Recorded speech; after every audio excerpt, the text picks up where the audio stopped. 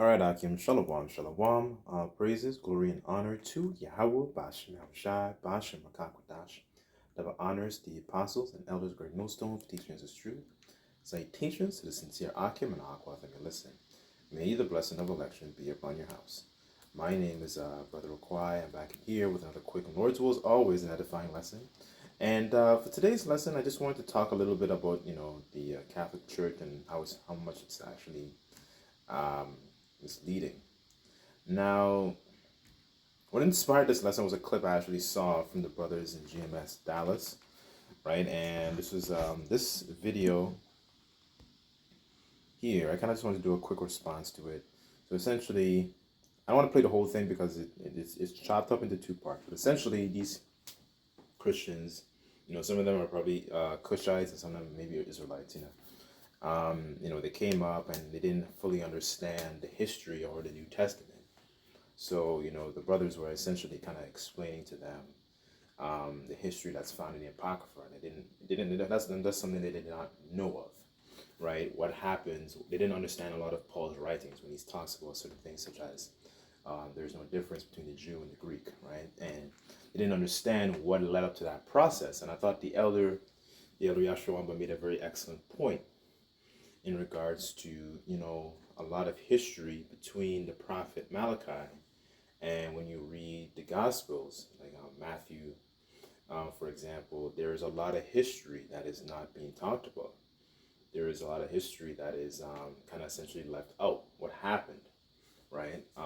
You're leaving out, almost 200 years, worth of history right there, right? And another excellent point I thought about this as well was the point that, where is the record of the Grecian captivity?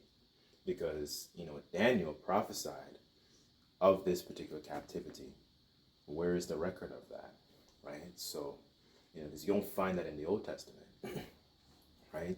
So that's really the point I kind of wanted to hit here. And that's something, I don't want to go too much and delve deep into what they were saying, but that's, in a nutshell, that's kind of what they were hitting, especially in regards to like prophecies. So that's the point I'm trying to convey here. When it comes to the Catholic Church, they're conveying a message that is essentially very, very faulty because they don't have the understanding of prophecies that occurred, who the real Israelites are. And I guess prophecy is probably one of the main things I kind of just want to touch on, because even myself, I never really, I remember being in the church when you're younger and I never learned any of these things, right? So that's really the point I kind of want to convey here. So I just want to bring a couple scriptures on this. And, I sincerely pray that, this is edifying, right? So let me go to my first scripture. One second.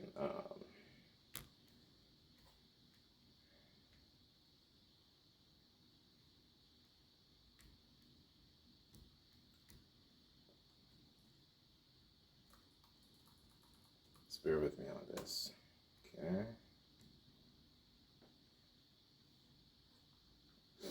Okay. This is Sirach, or Ecclesiasticus chapter 39, verse 1. And it says, "But he that giveth his mind to the law of the Most High Yahweh, Bashem Yahushai, and is occupied in the meditation thereof, will seek out the wisdom of the seek out the wisdom, of all the ancient, and be occupied in prophecies. And he will keep the sayings of the renowned men, and where subtle parables are, he will be there also. He will seek out the secrets of grave sentences and be conversant in dark parables," right? So this is the mindset, that we have, because we're always, watching, we're always looking for prophecies, we're paying attention to what's going on in the so-called Middle East, paying attention to what the agenda of what's going on, right? The agenda that they're pushing, right? Like, for example, you have like Elon Musk, he's working, he has this Neuralink and he's pushing that MOTB, that vibration, right?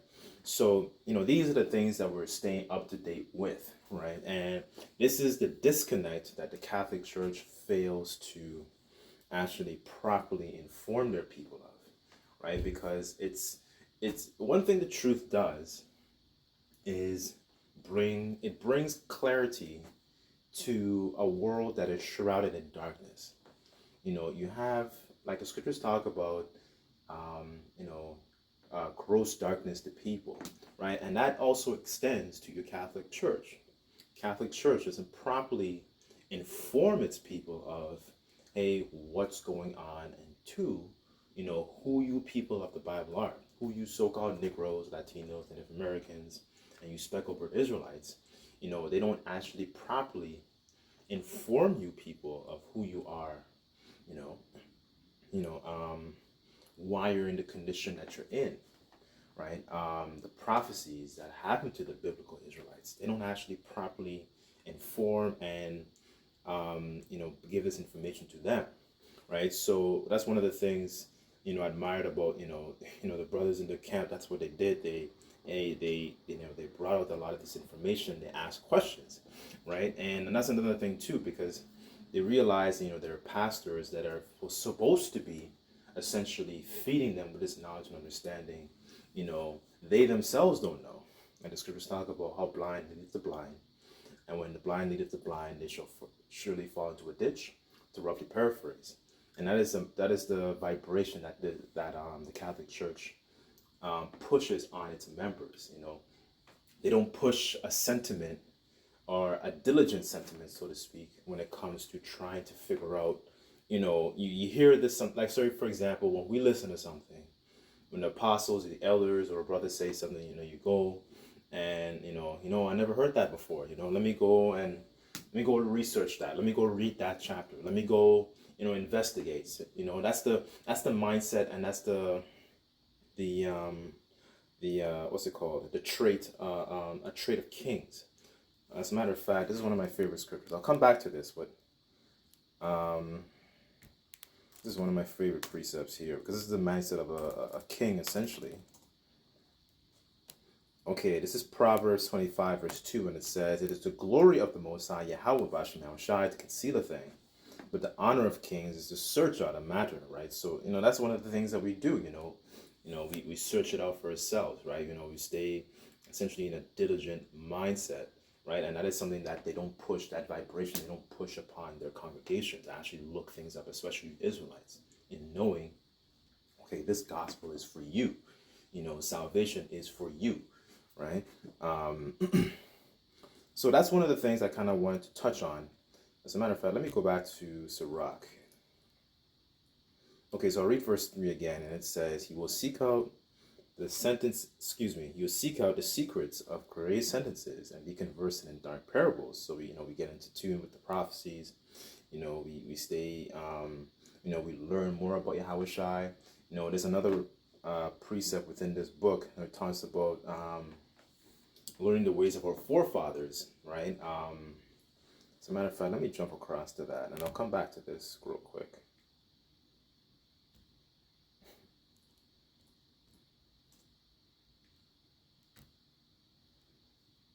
Okay, Sirach 44, verse 1, and it says, "Let us now praise famous men and our fathers that begat us," right? So it goes down that line, of different famous men who have actually stood, examples of righteousness, right? And it touches on different, kings and, different groups, different forefathers of ours, right?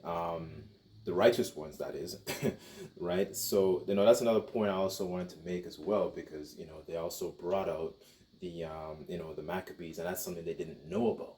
They didn't know about that history, right?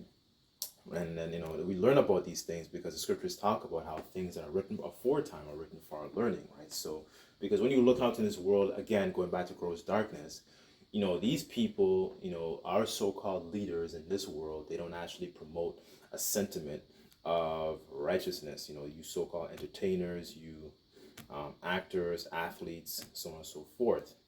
They show and give off a vibration that is compromised. I did a lesson recently in regards to, they know now that a lot of the music that they make is filthy, but they still push forth that vibration on their own people. They're no different than a drug dealer, if you really think of it. A drug dealer selling cocaine or selling what's it called, marijuana. You're not pushing a vibration that is promotes life onto your people. You push death onto your own people. When we tell Jake, to stop eating certain foods, or stop doing certain things, stop essentially sinning, that is the vibration of life, because the wages of sin is really death when you really think of it, right? Okay, so let me go back to Sirach 39.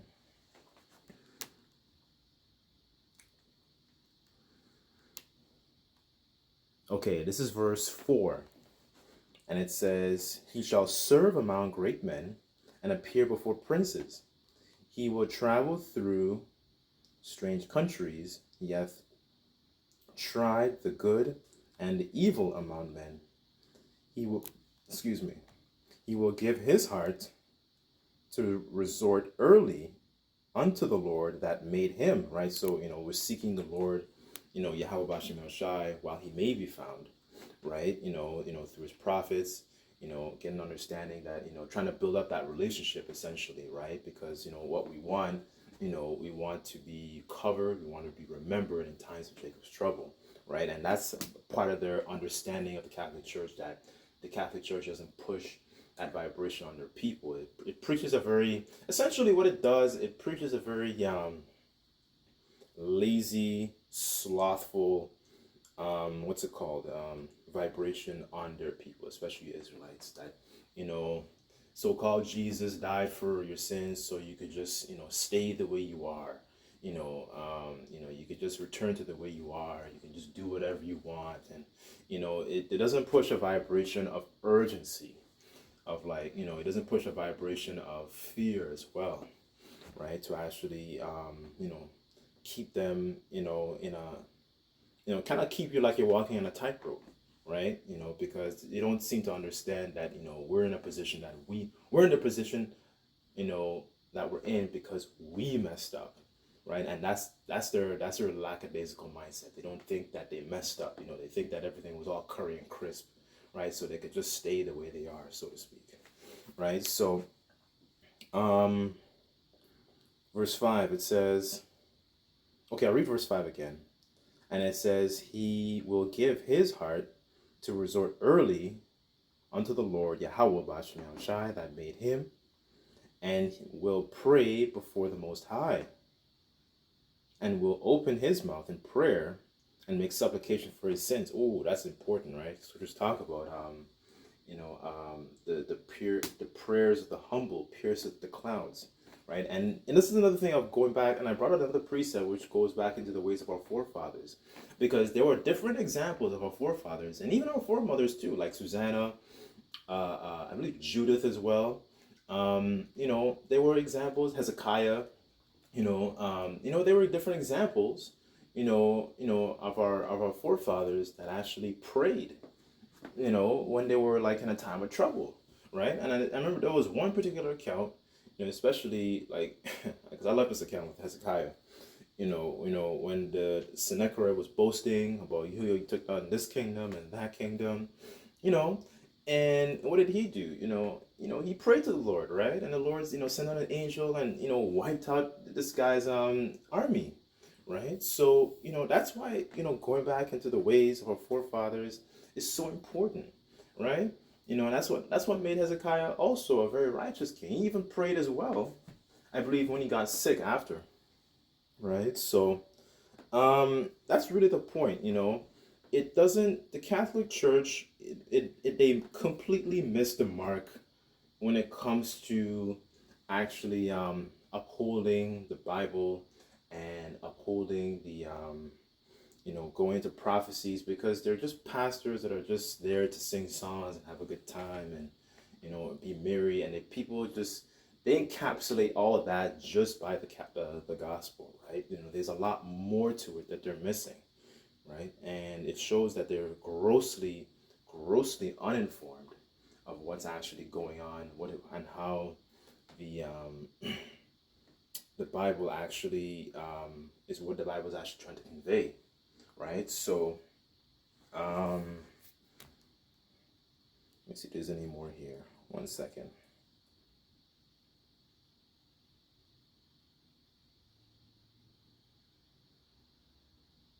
Okay, verse 6, and it says, when the great Lord Yahweh, Bashem Yahushai, will, he shall be filled with the spirit of understanding. He shall pour out wise sentences and give thanks unto the Lord in his prayer, right? So yeah, that's what we always talk about. There's another precept on that actually. Giving the Lord his thanks, showing appreciation, hold on, just bear with me. It says, verse 7, and it says, he shall direct his counsel and knowledge, and in his secrets he shall meditate, right? So we meditate on the things that essentially we learned. We go through these prophecies. We go back into the accounts of our forefathers. How they got out of particular situations. What did they do when they were in particular situations that we can learn from and we can apply it even to our own lives, right? All these different things. Like all this is the that's what makes us essentially rich in the spirit, right? And that is something that was bothering a lot of these so-called Christians that came up, because that's what makes us rich in the spirit. Let's go to I know things. My laptop is shutting down. Just bear with me on this.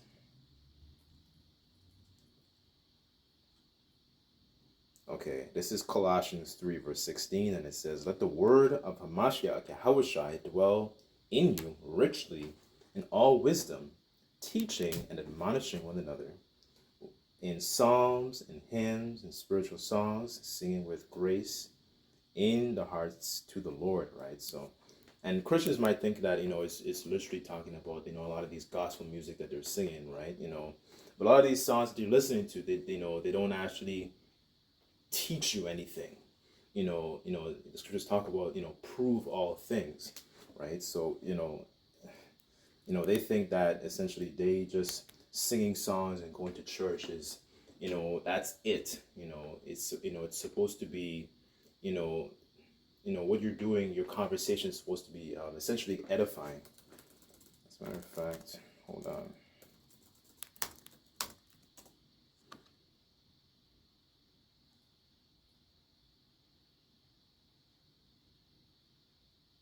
Okay, First Corinthians. I'm just read this, and then I guess I'll leave it there. But that's pretty much the point. So this is First Corinthians 14.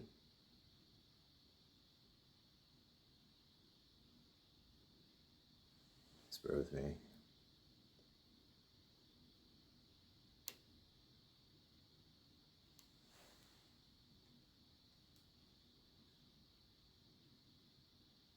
I'll start at verse 3, and it says, but he that prophesieth speaketh unto men to edification, to exhortation, and to comfort, right? So that's when we happens when we speak. Our speech is essentially seasoned with salt, right? And salt is something that gives flavor. So it gives essentially gives spiritual understanding to what is being said.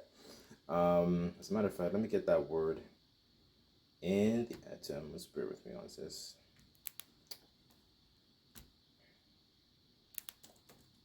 Edification. Ooh, here it says, in a religious use, a building up of the soul, a construction. Hold on, let me get the word edify. 1 second.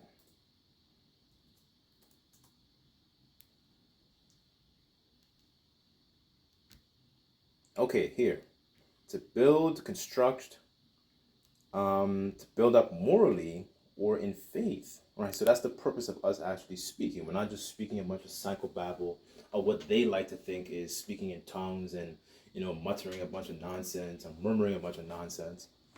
When we speak, we're speaking to edify, the perfecting of the saints, like it talks about in Ephesians 4, right? Here it continues to say, build, install, teach, instruct, right? Wisdom is synonymous with instruction. With all that get understanding. It says, To build, construct, improve spiritually, instruct, edify, right? So that is the purpose of us actually teaching, and that is the purpose of us actually, being out there as well. Because the scriptures talk about how wisdom, crieth aloud. She uttereth the voice in the chief place of concourse. People go to these churches and they spend all this money, and when you can get a whole large buffet out here for free.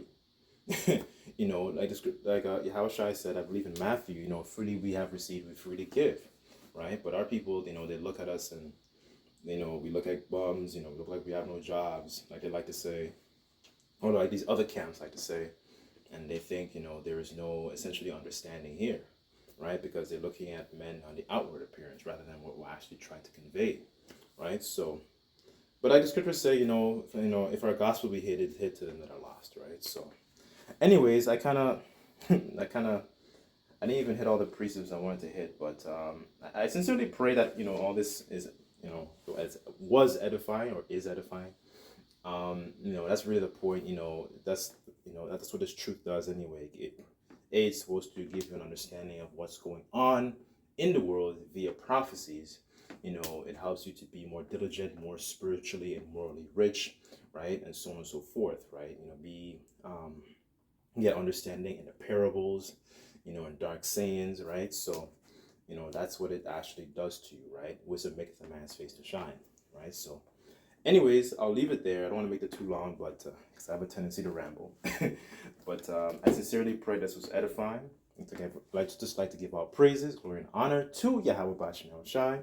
Until next time, say Shalom.